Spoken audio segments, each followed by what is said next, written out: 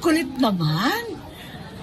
Talagang sinabi na ni PBBM na hindi napapanahon kasi dapat nakatutok tayo sa hanap buhay ng tao at ibagsak ang presyo ng bigas at Ako po, pinapakita ko lang ha, may punto po dito si Senator Amy. Pero uulitin ko, baka mamaya pagbibintangan nyo ako, maka-Amy ako. Hindi. Hindi ko po sasabihin iboto nyo si Amy. Let me repeat that. Hindi ko sinabing susuportahan natin si Amy at huwag nyong iboboto. Okay? Maliwanag tayo dyan. Hindi po tayo maka-Amy. Hindi po kami nagpabudol. Kayo po yun. At ibang vloggers ng budol sa inyo. Okay? Maliwanag tayo dyan. Baka mamaya sabihin, maka-Amy si Coach Oli. Hindi po. Kaya lang, may punto siya dito. Dapat, presyo ng bigas at kung ano-ano pa ang asikasuhin.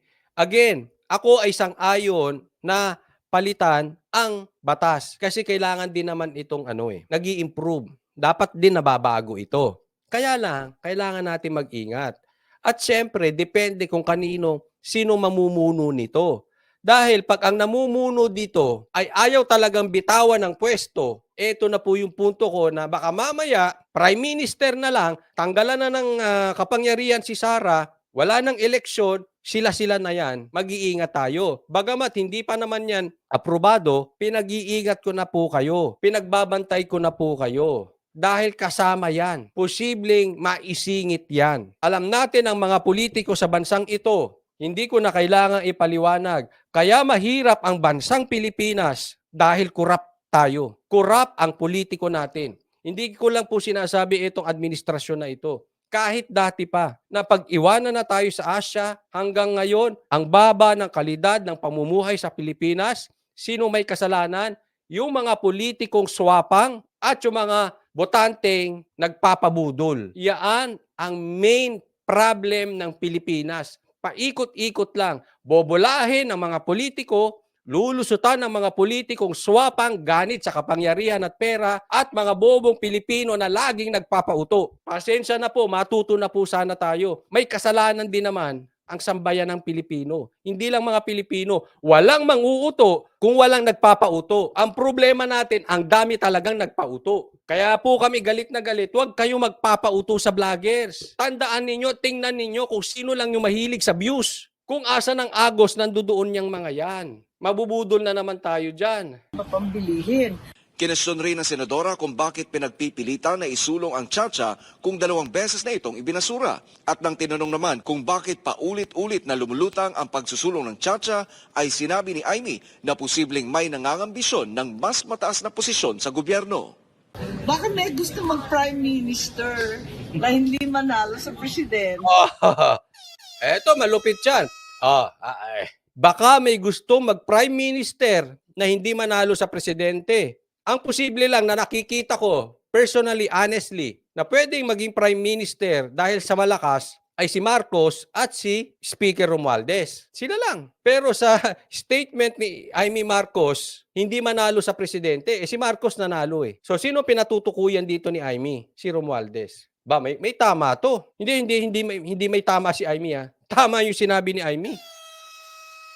Kaya ako nagtatanong lang, Romualdez, Speaker Romualdez, may pangarap ka ba maging Prime Minister? Kasi obvious mo na hindi ka mananalong presidente. Hindi, seriously po. Kung talaga maglalaban si Sara at si Romualdez, ilalampaso ni Sara talaga. Aba, in denial ka na lang sa katotohanan kung i-deny mo na hindi kaya ni Sara si Romualdez. Malabo po yan. Landslide po yan. Kahit may smart magic pa, malabo po, malayo po masyado. Hindi mananalo si Romualdez head-on, one-on-one kay Sara pagdating sa 2028 kung sila man ay tatakbo. Ano ang paraan para maging head of state? Ano posibleng plano? Prime Minister. Second plan na posibleng gawin nila? Pag talagang sa tingin nila hindi mananalo si Romualdez, baka susuportahan ng Tulfo. Pero kung alam nila hindi nila mahahawakan sa leeg ang Tulfo, hindi rin nila susuportahan. Kasi gusto nila, hindi nila bibitawan ng power. At ang gusto nila, mahahawakan nila sa leeg. So what's the best option? Prime Minister route. Yung daang Prime Minister. Wala po. Wala akong nakikitang pwedeng gumiba at mag-compete kay Sara sa 2028 kung tatakbo man si Sara. Wala po. Unless yun na yung option na nakikita natin, talagang sisiraan ng todo si Sara. Talagang didiinan ng mga Duterte. which nakikita natin nangyayari na. Yung mga kaalyado ni Duterte, talagang sinisilip na isa-isa. SMNI, Ka-Eric, Bantag, Tebes, marami pang susunod dyan. Baka mamaya pati driver ni PRRD ipatawag sa kamera. Ako hindi magugulat. Kasi yan ang daan na sinasabi na maagang pamumulitika. Sinabi rin ni Amy yan. Talagang ibibinay si Sara. Na nakikita natin, so far, let's be honest here, nakikita nyo naman siguro, hindi epektibo yung pagbibinay nila kay Sara. Mas lalong dumadami yung supporter ni Sara. So in short, nararamdaman nila yan, alam nila, posibleng hindi epektibo. Ngayon, nagsasalita na ang mga sundalo. So more or less, alam nila kung saan ang panig ang sundalo. Baka mamaya, yan ang isulong nila. Baka tigilan na si Sara, tanggalan na lang ng kapangyarihan, mag-prime minister na lang. Diyan, tapos tayo. Samantala, para naman kay Senate Minority Leader Aquilino Coco Pimentel III, bukas siya sa pagsusulong ng Chacha para repasuhin ang konstitusyon. Dagdag rin niya na ang pagsusulong ng Chacha ay maaari ring maging batayan sa pagpili ng kandidato para sa halalan sa 2025. Ngayon, 2024 may be a good time kasi kung hindi matapos, at least those running in 2025, pwedeng i-demand ng mga botante yan. Ano naman ang stand mo sa charter change? Saan ka ba? O saan ka? Sa business changes ka or sa Ako governmental? Ulitin ko po, hindi po ako totally kontra sa Chacha. Depende yan kung ano nakapaloob. At depende kung sino mangunguna dyan. Kasi kung sino yung nanguna, posibleng singitan ng agenda, political agenda. Kaya nga sinasabi ni Senator Pimentel, may parte na tama siya na maganda masimulan sa 2024 kasi mag-e-election sa 2025 eh. Para yung mga iboboto ninyo sa election sa 2025, alam nyo na yung paninindigan. Halimbawa, tatakbo si Bato, tatakbo si Bongo. Alam nyo na yung paninindigan nila, ano ba yung parte ng papalitan sa Constitution at alin yung hindi papalitan. Ano yung tayo mo sa isang batas, ganito, ganyan, ganyan. So may latag. May punto si Senator Pimentel doon para makapamili tayo ano bang tayo. Kaya lang sa isang banda, medyo mahirap din. Let's be frank, let's be honest. Ang sinasabi ba ng mga Pilipino, lalong-lalo na mga politiko, ay pinaninindigan nila? I'll give you a concrete example. Dati sabi, di ba?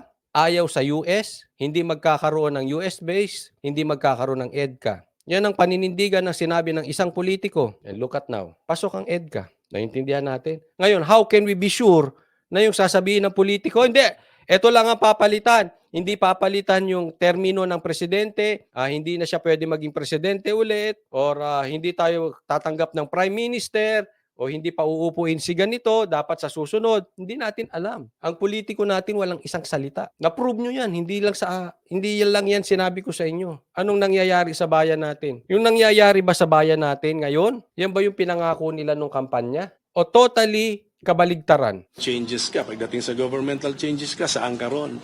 Doon ka ba sa mababaw o sa malalim? Sa isinusulong na Chacha ni Speaker Romualdez ay may layunin itong talakayin lamang. Ako, pasensya na ha. Pero kung ang magsusulong si Speaker Romualdez, medyo sa nakikita ko sa girian nila ngayon ni Sara, medyo hindi ko type kung siya magsusulong ng Chacha. Ang economic provisions ayon sa kanya, pero para kay Senator Coco, dapat na rin isali ang political provisions.